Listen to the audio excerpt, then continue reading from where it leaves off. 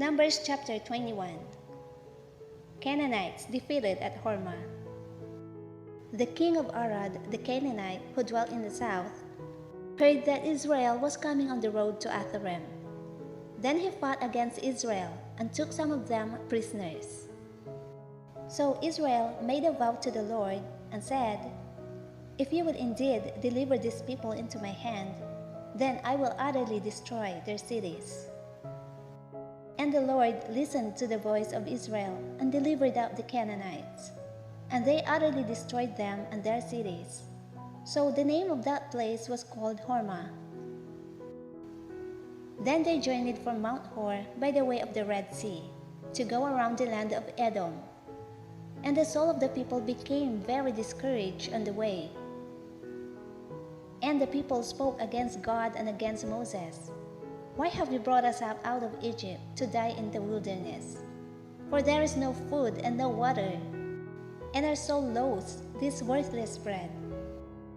So the Lord sent fire serpents among the people, and they bit the people, and many of the people of Israel died. Therefore the people came to Moses and said, "We have sinned, for we have spoken against the Lord and against you. Pray to the Lord that he take away the serpents from us." So Moses prayed for the people. Then the Lord said to Moses, "Make a fire serpent and set it on a pole, and it shall be that everyone who is bitten, when he looks at it, shall live." So Moses made a bronze serpent and put it on a pole, and so it was. If a serpent had bitten anyone, when he looked at the bronze serpent, he lived. Now the children of Israel moved on and camped in Oboth. And they journeyed from Oboth and camped at Ije Abarim, in the wilderness which is east of Moab, toward the sunrise. From there they moved and camped in the Valley of Zered. From there they moved and camped on the other side of the Arnon, which is in the wilderness that extends from the border of the Amorites. For the Arnon is the border of Moab, between Moab and the Amorites. Therefore it is said in the book of the wars of the Lord, "Waheb in Suphah, the brooks of the Arnon." And the slope of the brooks that reaches to the dwelling of Ar and lies on the border of Moab. From there they went to Beer, which is the well where the Lord said to Moses, "Gather the people together, and I will give them water." Then Israel sang this song, "Spring up, O well, all of you sing to it." The well, the leaders sang, dug by the nation's nobles, by the lawgiver with their staves. And from the wilderness they went to Mattanah, from Mattanah to Nahaliel, from Nahaliel to Bamoth, and from Bamoth in the valley that is in the country of Moab to the top of Pisgah, which looks down on the wasteland. King Sihon defeated. Then Israel sent messengers to Sihon, king of the Amorites, saying, "Let me pass through your land. We will not turn aside into fields or vineyards. We will not drink water from wells. We will go by the king's highway until we have passed through your territory." But Sihon would not allow Israel to pass through his territory.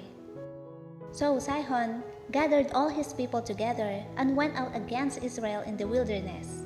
And he came to Jahaz and fought against Israel. Then Israel defeated him with the edge of the sword, and took possession of his land from the Arnon to the Jabbok, as far as the people of Ammon, for the border of the people of Ammon was fortified. So Israel took all these cities, and Israel dwelt in all the cities of the Amorites, in Heshbon and in all its villages. For Heshbon was the city of Sihon, king of the Amorites, who had fought against the former king of Moab, and had taken all his land from his hand as far as the Arnon. Therefore those who speak in Proverbs say, "Come to Heshbon, let it be built, let the city of Sihon be repaired."